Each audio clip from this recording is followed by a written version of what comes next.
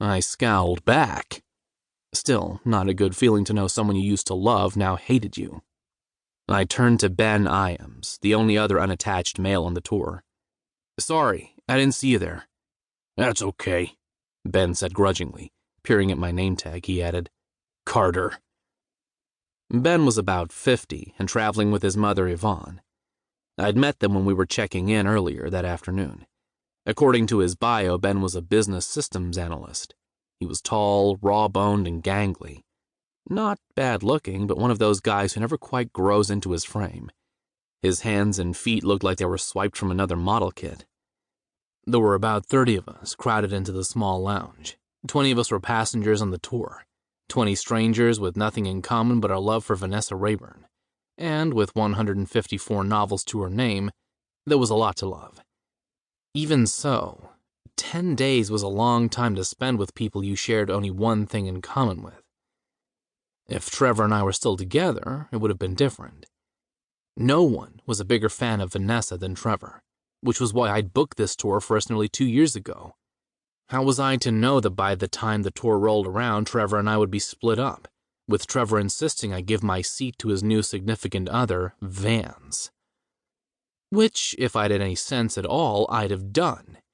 It's not like I still felt any great enthusiasm for the trip, although yes, I too was a huge fan of Vanessa. I had already made my mind up that I wouldn't be going, when Trevor informed me Vance was taking my place. Which was sort of... again? Like a stubborn ass, I dug my heels in and informed Trevor he could go to hell. And the more Trevor demanded that I give up my ticket, the more determined I was to go on the tour. And here I was, the winner. Trevor had had to break down and buy Vance his own ticket, and I would now have the pleasure of spending 10 days in close quarter with the two of them, carrying on like they were on their honeymoon. Which, maybe they were. Not like I would have received an invite to the wedding.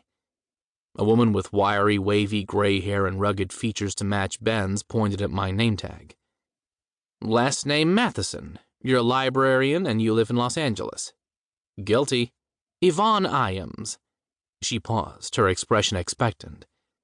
Why did so many of these people treat the introductions like we were all playing Mafia or Werewolf? Ben's mother, I said. That was safe enough. I racked my brain. Nobody ever expects the Spanish Inquisition. Retired veterinarian. Right. And where are we from? She prompted. Somewhere in the United States, obviously, though her accent was hard to place. Thankfully, Alice broke in before I had to confess I had no clue. Everybody, everybody! She clapped her hands together. I just got word. Can the tour to Die For people please begin moving to the lobby? The taxis have arrived to take us to the restaurant. This is so exciting, a small, plump woman in a shiny yellow raincoat exclaimed as we began to file out of the bar. She beamed at me. I smiled back. I needed to make sure I did not end up in a taxi with Trevor and Vance. I needn't have worried.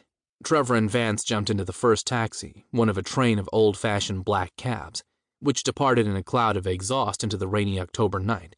Destination, Glasgow City Center. 2 taxis later, I squeezed in with Allison, the plump woman and her sister, twins Bertie and Eddie Poe from Michigan, and the elderly Elegant Rose. I can't believe we're here, one of the twins said, scrunching against her sibling to make more room for Rose. Glasgow at last. She pronounced it like Glasgow. Is this your first trip to Scotland? Allison asked us as the cab rolled away from the curb. Bertie, Eddie, and I all admitted it was our first time out of the States. Rose turned out to be an experienced world traveler. It's a beautiful city, Allison said. The biggest city in Scotland. In fact, it's one of the biggest cities in the UK. 3rd largest, I said automatically. I try not to do that, fact drop. It's hard because in my work life I'm paid to be a know-it-all. It's surprising how many people would rather ask the librarian than do the research themselves. Me? I love research. I love how one tiny piece of information can lead down a dozen different rabbit holes of astonishing discovery. You've been doing your homework. Allison smelled like cigarettes, which was unexpected, given her...